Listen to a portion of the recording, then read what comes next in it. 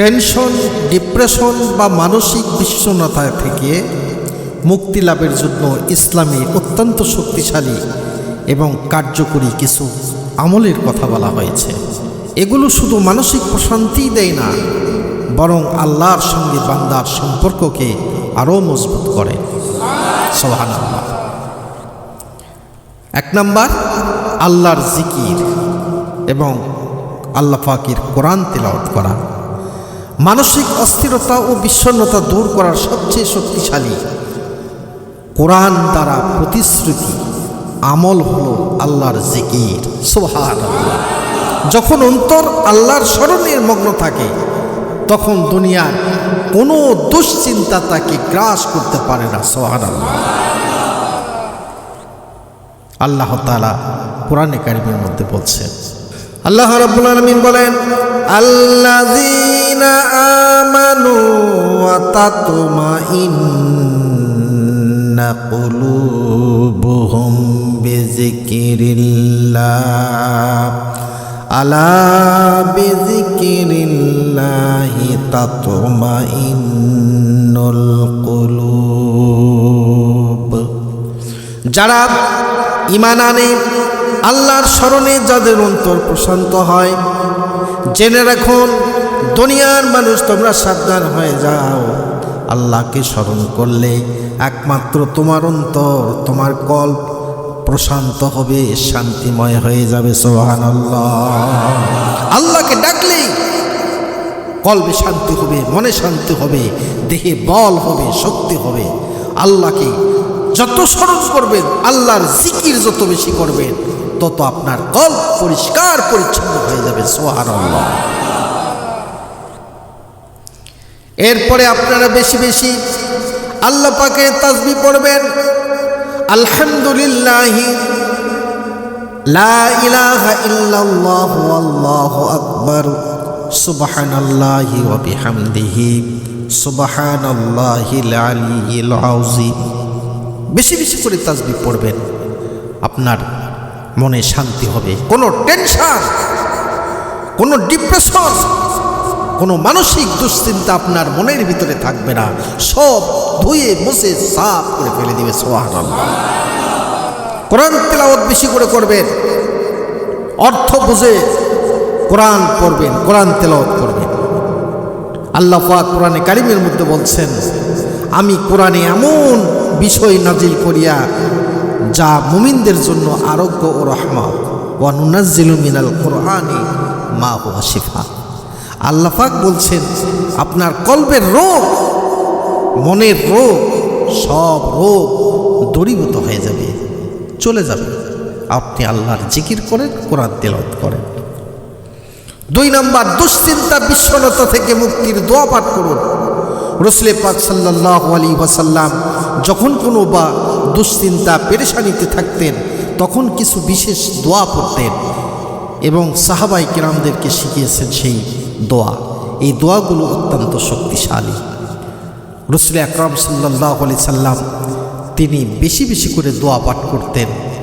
আল্লাহর হাবিব দোয়া পড়তেন, আল্লাহুম্মা ইন্নী আউযু বিকা মিনাল হাম্মি ওয়াল হাজান ওয়াল আজজি ওয়াল কাসালি ওয়াল বুখলি ওয়াল জুবনি ওয়া দালাঈদ দাইনি ওয়াল গালাতির রিজাল। আল্লাহর হাবিব বলেন, হে আল্লাহ, আমি আপনার কাছে দুশ্চিন্তা ও পেরেশানি থেকে, অক্ষমতা, অলসতা থেকে, কৃপণতা থেকে, কাপুরুষ থেকে, ঋণ থেকে, ঋণের বোঝা থেকে, মানসিক দুশ্চিন্তা থেকে, মানুষের প্রধান যে সমস্ত কষ্ট আছে, সমস্ত কষ্ট থেকে আমি আপনার কাছ থেকে সাহায্য চাই। এইরকমভাবে আল্লাহ পাকের কাছে দোয়া করেন। রাসূলুল্লাহ সাল্লাল্লাহু আলাইহি ওয়াসাল্লাম দোয়া শিখিয়েছেন। 2 নম্বর দোয়া হচ্ছে, লা ইলাহা ইল্লা আনতা সুবহানাকা ইন্নী কুনতু মিনাজ জালিমিন। আল্লাহ পাককে বলেন, হে আল্লাহ, আপনি ছাড়া কোনো উপাস্য নেই, আপনি পবিত্র মহান, নিশ্চয় আমি জালিমদের অন্তর্ভুক্ত ছিলাম।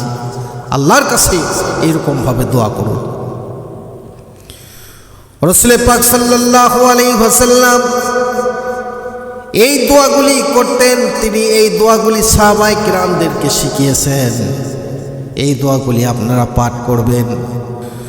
আল্লাহর হাবিব বলেছেন যে কোনো মুসলিম ব্যক্তি যে কোনো বিষয়ের যে এই দোয়া পাঠ করবে আল্লাহ অবশ্যই তার দোয়াগুলিকে কবুল করে নেবেন। সুবহানাল্লাহ।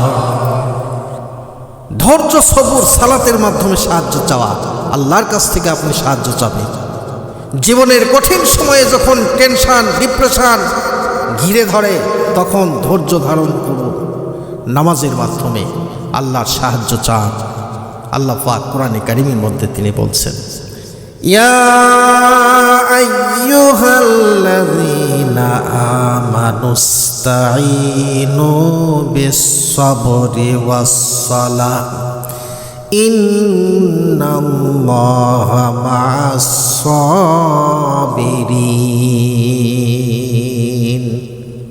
আল্লাহ রাব্বুল আলামিন তিনি শিখিয়ে দিয়েছেন, হে ঈমানদারগণ, তোমরা ধৈর্য ও সালাতের মাধ্যমে সাহায্য প্রার্থনা করো। নিশ্চয় আল্লাহ রাব্বুল আলামিন ধৈর্যশীল সঙ্গে আছেন।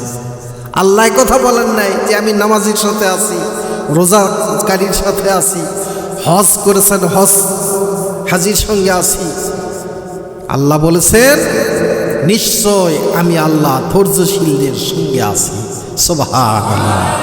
এই জন্য ধৈর্য ধরতে হবে। এখন আসেন করণীয়টা কি? যখন ওই মন খারাপ বা দুশ্চিন্তাগ্রস্ত হবে, অজু করে 2 রাকাত নফল নামাজ আদায় করো। সিজদায় গিয়ে আল্লাহর কাছে নিজের কষ্টগুলো খুলে বলুন। এতে মনের অবিশ্বাস্য প্রশান্তি আসবে। বিপদে বিচলিত না হয়ে এই বিশ্বাস রাখুন যে আল্লাহ যা করেন তার মধ্যে কল্যাণ নিহিত, আর এই কষ্টের বিনিময়ে তিনি গুনাহ মাফ করে দেন। সুবহানাল্লাহ। 4 নাম্বার, তাকদীরের উপর বিশ্বাস স্থাপন করা। টেনশন ও ডিপ্রেশনের একটি বড় কারণ হলো যা হারিয়ে গেছে তা নিয়ে আফসোস করা এবং ভবিষ্যতে ব্যাপারে অতিরিক্ত উদ্বেগ। আল্লাহ রাব্বুল আলামিন একটি সুন্দর সমাধান দিয়েছেন। তাকদীর বা ভাগ্যের উপর বিশ্বাস স্থাপন করা। যা হবার হয়ে গেছে আল্লাহই করেছেন। আমার যা কিছু হয়ে গেছে সব কিছু আল্লাহ পাক করেছেন। আমার ভালো, আমার মন্দ।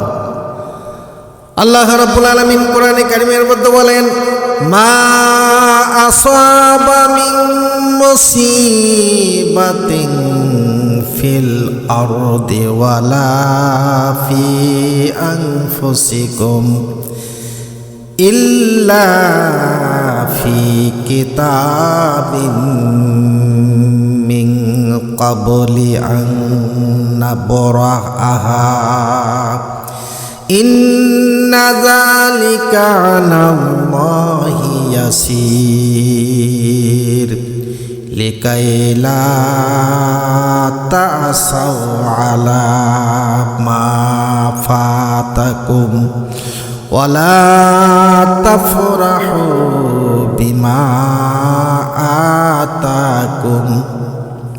পৃথিবীতে এবং তোমাদের নিজেদের উপর যে বিপদ আসুক না কেন তা সংঘটিত করার আগেই লাউহে মাহফুজে আল্লাহ রাব্বুল আলামিন কোরআনের মধ্যে লিখেছেন, তা লিপিবদ্ধ করা আছে।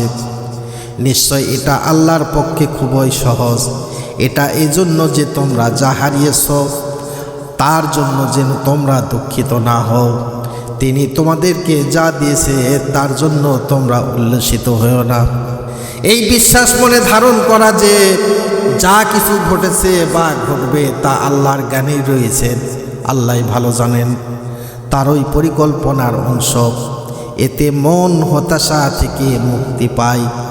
আল্লাহ রাব্বুল আলামিনকে আমরা অযথাই অনেক সময় দোষারোপ করি, কিন্তু আমাদের ভাগ্যকেও আমরা দোষারোপ করি। তবে আল্লাহ পাক যা করেছেন তা আমাদের জন্য করে মঙ্গল। সুবহানাল্লাহ। এই আমলগুলো নিষ্ঠার সাথে পালন করলে ইনশাআল্লাহ যে কোনো ধরনের টেনশন, ডিপ্রেশন এবং মানসিক অশান্তি থেকে আল্লাহ আপনাকে মুক্তি দান করবেন এবং আপনার অন্তরে প্রশান্তি পূর্ণ করে দিবেন। সুবহানাল্লাহ।